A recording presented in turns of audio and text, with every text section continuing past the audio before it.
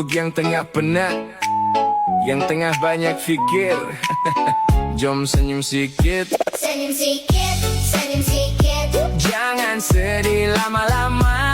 Senyum sikit, senyum sikit. Hari esok masih ada. Senyum sikit, senyum sikit.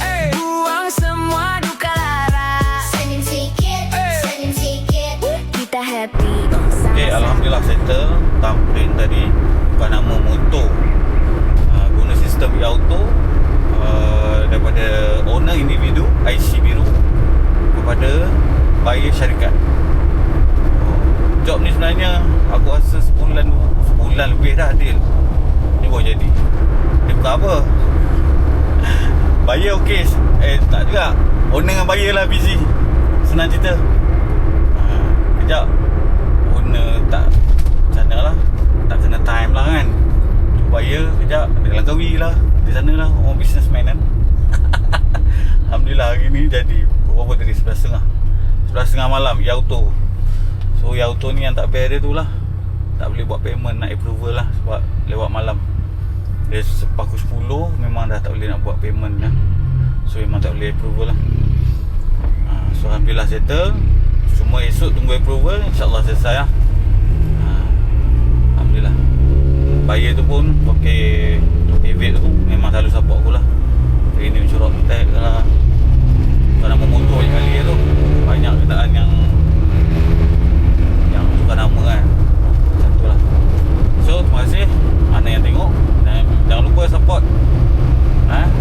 Ni jarang yang aku nak minta ni. Like, share, komen yang baik-baik.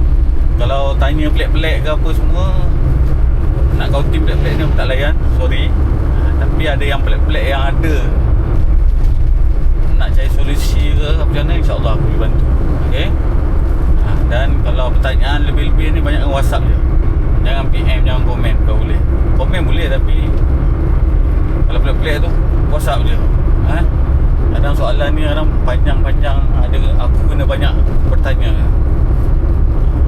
Insurans ke, road tax mati bila, dah persuakon belum, lokasi mana. Benda tu penting. Untuk owner IC ke, pasport ke, IC merah ke, buyer IC pasport merah, macam tu lah lebih kurang.